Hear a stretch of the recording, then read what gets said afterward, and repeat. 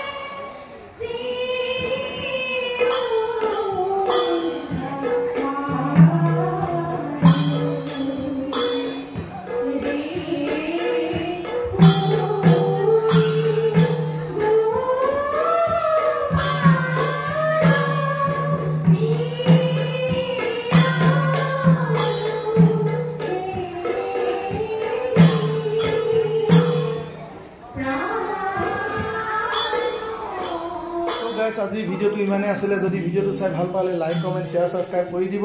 কাষতে থকা বেল আইকনটো ক্লিক কৰিব তেতিয়াহে মোৰ আহিবলগীয়া নতুন নতুন ভিডিওবোৰ আপোনালোকে পাই থাকিব নেক্সট ভিডিও মোৰ আপোনালোকে চাবলৈ পাব আজি ভাওনা ৰাতি অনুষ্ঠান গতিকে আশা কৰিলো আপোনালোকে মোৰ দ্বিতীয়টো ভিডিও চাবলৈ সাজু হৈ থাকিব